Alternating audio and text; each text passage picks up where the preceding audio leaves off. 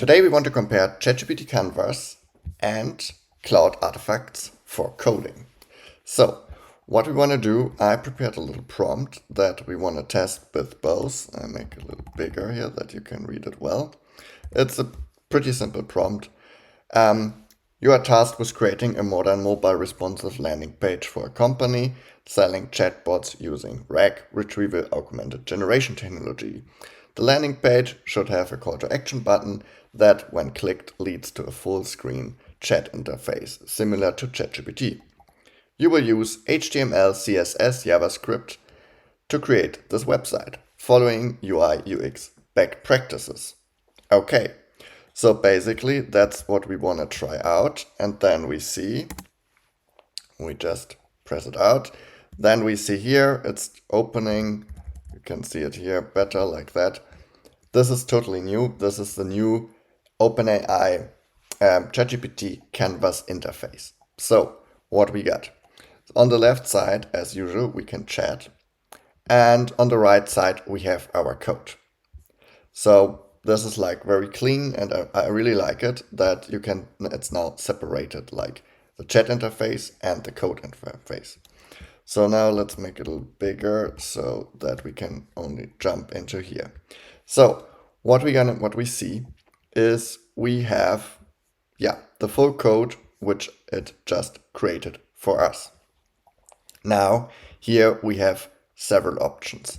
First, we can just, let's say, try chat now. We can just write here and edit things right away in the chat.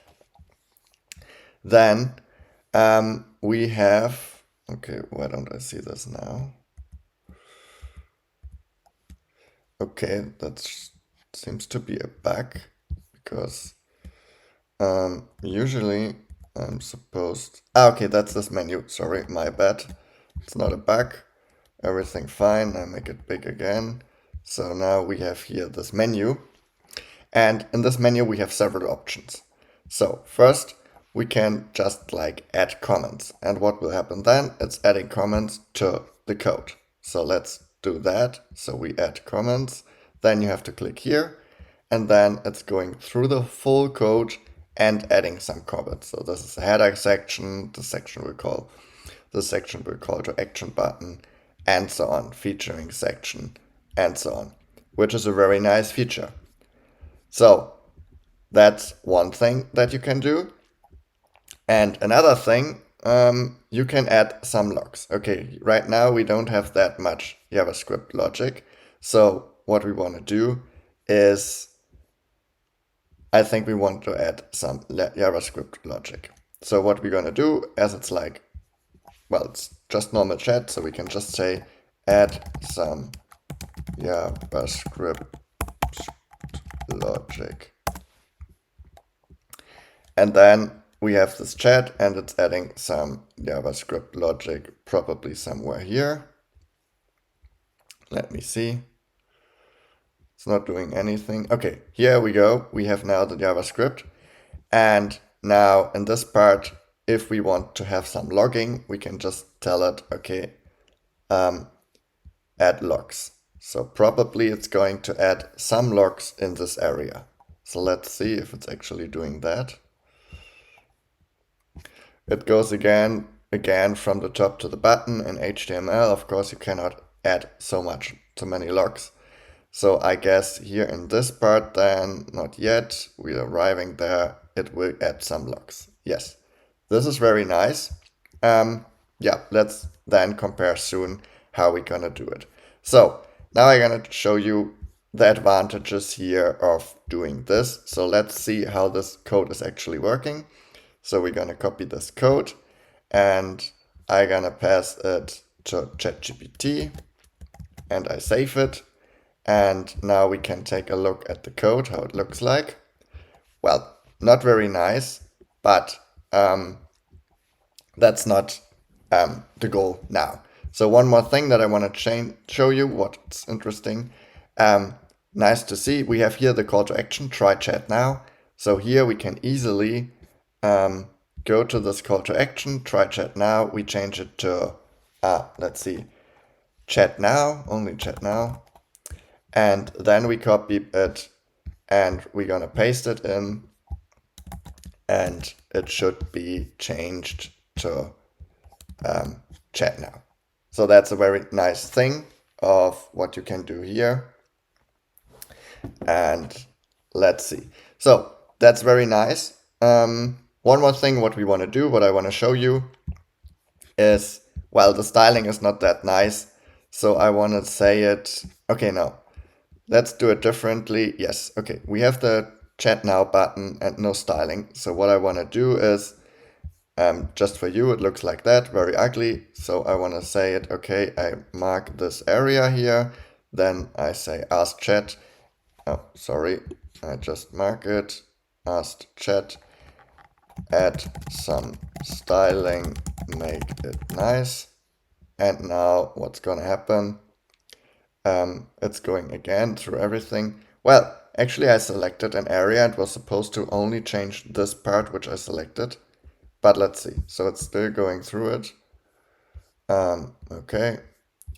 And now it's still doing things. It will add some styling. And let's see how it looks like. So we just copy it here. We paste it in. And let's see if the styling is improved. Yeah. So actually, yes, only for this area, well, not only for the button, but like, let's say for this area, it added some styling. All the other code concerning the styling, at least, is untouched. So I would say that's a very nice feature. Now, let's do the same thing with Claude. Claude, actually, we have here the Claude Artifacts. Claude Artifacts was released much earlier than the ChatGPT Canvas interface. And yeah, so I generally, if I do coding with either ChatGPT or Claude, I preferred Claude. So let's see how it's going. So here the same thing. We have the prompt. It's exactly the prompt I used before. And now let's go and see what's actually happening. So now in Claude, the same thing. It's got nicely separated. We don't have this, let's say, we don't have this, let's say, full screen window. Here we have, this window is much bigger, I would say, as here with Claude. I don't know if we can change that. No, it doesn't look like that. So it's like 50-50, and in ChatGPT, it's like, I would say 30%,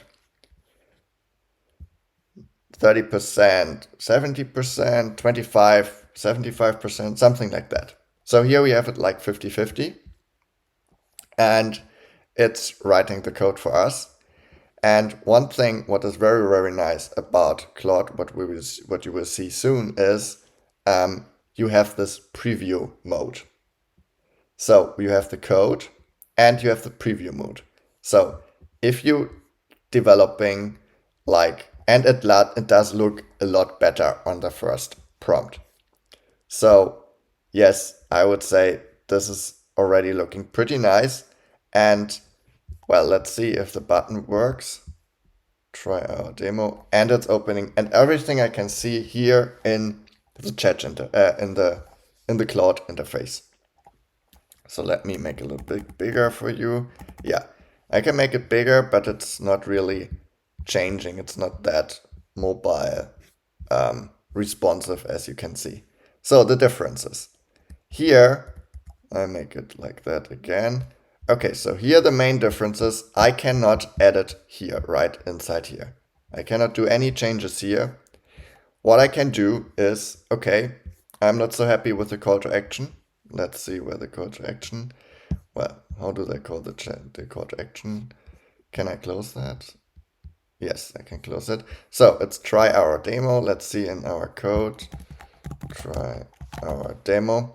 Okay, so I can in Claude, yes, I can select something. I can collect that. Then I can click on improve. And then I can say, okay, I don't like the call to action, change it. Then what is happening, it's not changing here right inside here. It's kind of writing me new code. So what I get now is, I guess only, no, it's writing the full page again. So in ChatGPT, yes, it was going like through the whole page. So I don't know, maybe in the background it is rewriting the whole code. But in Claude, you don't have this nice animation.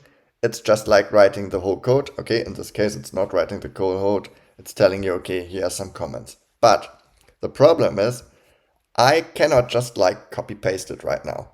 I have to copy paste the parts which were changed and then copy paste it into, then I copy paste it into the editor.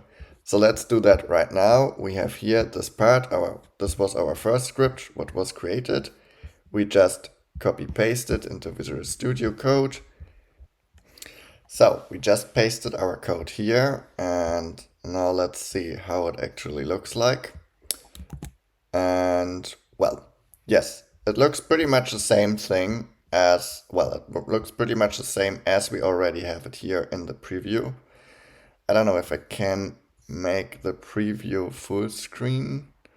Can refresh it, preview. No, I cannot really have a, wait, no. I cannot really do full screen chat controls. Okay, no. I cannot really do a full screen preview here. I can publish it. Let's see, what's that? Okay, then I can share it with other people and copy the link.